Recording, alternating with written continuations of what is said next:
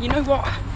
I have no idea how many half marathons I've run, but I'm going to estimate it's somewhere between 10 and 40,000. It's somewhere in there. But what I do know is that it's probably pound for pound my favourite distance to run out of all the distances. Let me tell you why. Firstly, I think after a certain time of training, you can be half marathon ready all year round, and that's quite a nice feeling. Secondly, it's a long enough distance to make you feel like you've really earned it, to make you feel like you've really worked hard. And I know that 5 and 10k, once you've finished, you're kind of ready for them to be over. But sometimes I look back after 5 and 10k and think, do you know what? I probably could have done with running for a little bit longer there. It was over a bit too quickly. After, it doesn't feel like that during. But probably the reason that I like half marathons the most is I think you can still run them pretty hard, just a shade under what you can run 10Ks at if you get the training right. And that's what we're going to talk about today, is I'm going to give you all of the tips that I've accrued over the last few years for half marathon training specifically, so that you can get it right for race day. My first tip is, if you really want to make the most out of your training, you need to start thinking about periodizing.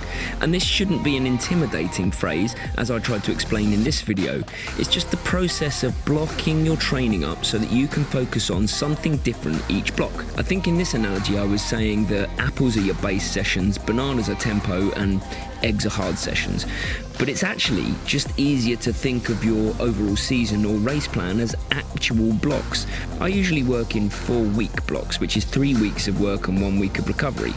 See this lovely family here planning their season. Let's say they've already planned some blocks of mainly base training over the winter. Then Dad decides he wants a block focusing on lactate threshold. Then little Timmy fancies a little bit of that too. Then Margaret wants to work on her VO2 max and top end speed for a block. And then Timmy ruins it by trying to do too much. Classic. There's always one. Basically, I'm saying add structure in the form of training blocks into your training. And if you want to know more, then there's lots of information on my tutorial playlist.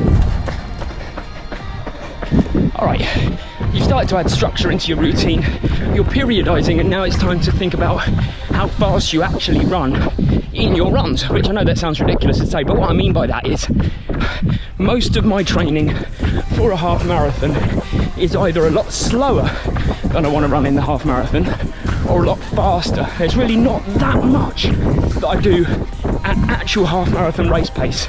I'll elaborate a little bit. When I say I run a lot slower, I mean I run a lot slower, like I am now. And I work on my aerobic base, and I'll link a video up here somewhere for you to get a little bit more in-depth knowledge about what an aerobic base is. But to put it in the simplest way I can, it's your platform. It's your platform for your body to use to go harder when it needs to. It's kind of the engine underneath. A friend of mine says you can't fire a cannon from a canoe. That solid base is everything you need in order to push on and go harder.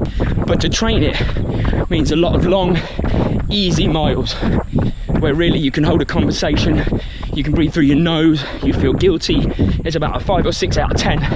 That is running slower than half marathon pace, and it makes up probably 80% of your overall training, or it should do.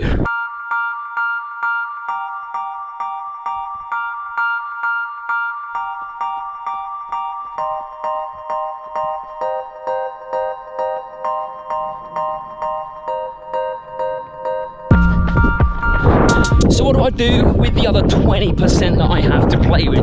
That 20% credit that's not base training? Well, I brought you to the track because it's kind of symbolic of what I want to talk about, and that is I train, hang on, let me change the angle so the sun's not in your eyes.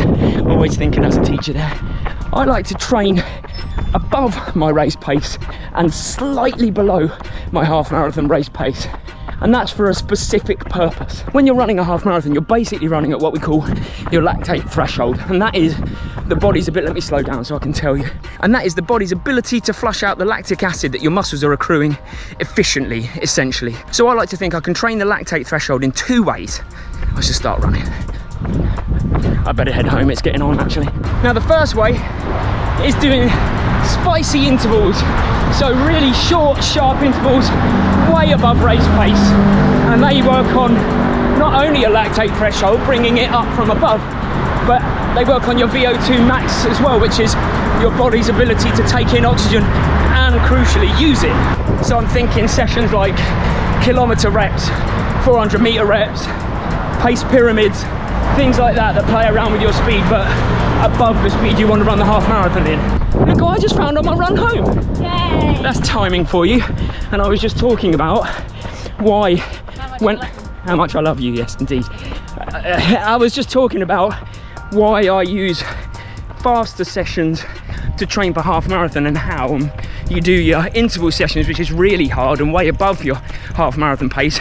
But I also do tempo sessions, which is around the lactate threshold or just below your half marathon pace, because like intervals pull your lactate threshold up from above, then tempos push your lactate threshold up from below.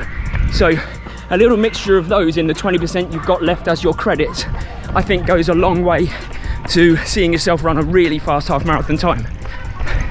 Was that well enough explained? Yeah, I'm now thinking, can I implement that before my half marathon on Sunday? Yeah, in 4 or 5 days. We do that. I know. And what about fueling strategy? Because half marathon is probably the first distance that you get into where you need to start thinking about putting fuel that you're burning back in the body. You see, the body has probably about an hour and a half's worth of fuel in it, but would you want to take the risk if, let's say, you're aiming for an hour and a half to run the half marathon and not put the fuel back in? And some people, of course, take 1:45, 2, 2:30, it doesn't really matter. And unless you're the elite of the elite running half marathons at 1 hour, you really need to think about putting that fuel back in that you're burning. And the most obvious way of doing that is gels. Of course, I use gels, Mary uses gels, the people that I coach, I recommend that they practice with gels. And the reason that I say practice is because when you're training for a half marathon, then you need to start thinking about, how often do I use these gels and what gels do I use? Because your gut can be, let's say, a little bit sensitive on the day, perhaps, if you're a little bit stressed. But it also can be sensitive if you haven't trained it correctly. The gut is just like any muscle, it's really trainable, but you have to train it. So what I would suggest is that you need to start thinking about your fueling on your long runs. You need to start practicing how often you take gel. Do you take it every 30 minutes? Do you take one at 45 minutes and one at an hour and 30? Play around with these kind of things, because you will drill down onto what is working while you're out there training. And the same with the types of gels. Some gels will disagree with the gut and some gels will be really, you'll be fine with. Like for me, when I was in the UK, I found CIS, Science in Sport, worked really well for me, and because they're not available over here, I use ammo gels, and again, I've found that they work really well for me. But there are gels that have really disagreed with me and upset my stomach while I'm trying to run, giving me cramp. So the gut is trainable, but you need to train it. You need to find the things that work for you. It's the first distance where you cannot really just get away with blagging it on the day. There needs to be some planning put in beforehand. So now you've thought about periodizing, as in you're doing in blocks and you're changing up those blocks depending on what you want to work on, whether it be speed endurance, flat out speed, your base. You need to start thinking about how to structure the whole thing so that you get to where you want to get, and this example is a half marathon, you get to where you want to get perfectly. And what you need to think about is setting your endpoint, that's the first thing, building backwards, looking at where your blocks fit, and building gradually. Or a more real world example is, let's take this rig here called Zach. Do you think he started by lifting this weight? Of course he didn't. He might have started like Adrian here, and when he was ready, moved up to something like Rhonda. Maybe a little more weight and you're up with Jacob. Maybe more, and wait, wrong clip. Ignore that. But you get the picture. You build gradually for the best results. I would advise overloading gradually, using roughly the 10% rule, increasing your long runs by 10% every week. That way, when you factor in periodization as well, you are giving your body absolutely the best chance of improving, taking on the benefits when you have your recovery week, and avoiding injury, which is absolutely crucial when you get to half marathon stage. Your number one thing for half marathon and marathon is getting yourself to the start line. It's not getting injured in the process, it's not overtraining in the process, it's much more about being smarter with your training. How about strength training? Here's the thing about half marathons is when you get to those distances, when you're out there for multiple hours potentially, when you're first doing it as well, when you're first building through the distances, your body's going to get tired. And when your body gets tired, when your muscles get tired, movement patterns, techniques break down, and you start moving in a way that you wouldn't normally move if you were fully fueled and if you were fully fit and fresh. That's where overuse injuries happen. So how do we avoid overuse injury? Easy. We make sure we factor in a good dollop of strength training into your whole routine. So I'm talking about, and you can choose these things, could be yoga, could be Pilates, could be going to the gym, could be body weight exercises, could be a combination of everything.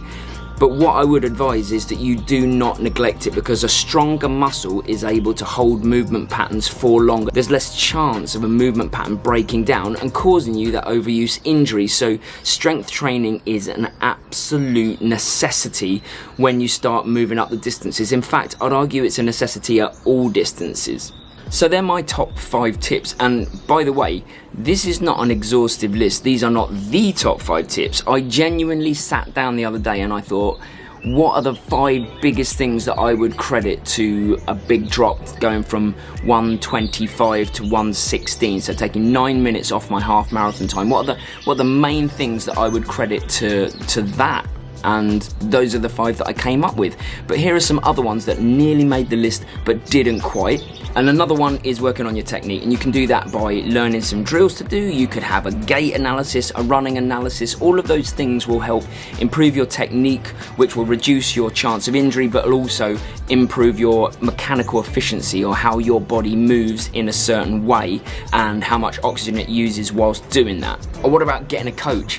Getting a coach just takes the pressure off you trying to do it yourself, and obviously that's not available in terms of financially for everyone. But if that is something that you could afford, then I would always recommend getting a coach that would just be able to guide you make the right decisions, and sometimes just take the pressure off of your training, because it's hard being accountable to yourself sometimes. When you're accountable to someone else who is guiding you and looking after you, it kind of, if you're 50-50 for a training session, helps you get out there. And I'm going to take it cheat mode for this one a little bit.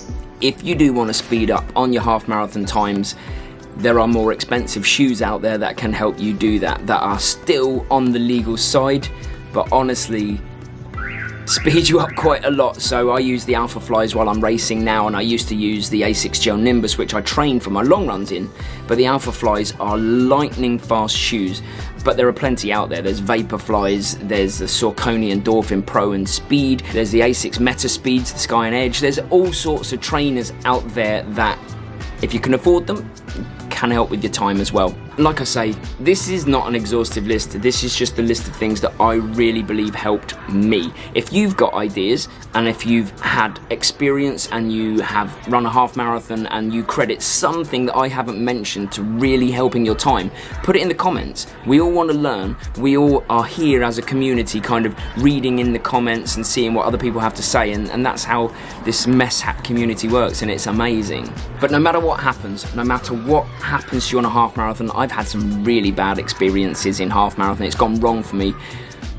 I love the process. I love the process of getting myself to the point where my best performance might come out. And most of the time it does, some of the time it doesn't. And that's half the joy of it. But the process is what you need to tie yourself to, not the outcome, not the half marathon. Because there'll be other half marathons, there'll be other marathons, there'll be other races.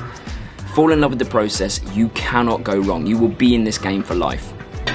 I hope this has helped. I hope these half marathon tips have helped you in some way. If you need more information about how to periodize, about how to structure a season properly, there are plenty of videos in my tutorial playlist, which I'll put here. You can have a look through, and if you can't find it there still, send me a message and I'll see what I can do, see if I can help you. But until Sunday, where we have a half marathon and we're running at Bang Sen at 4 AM, fun, I'll see you then.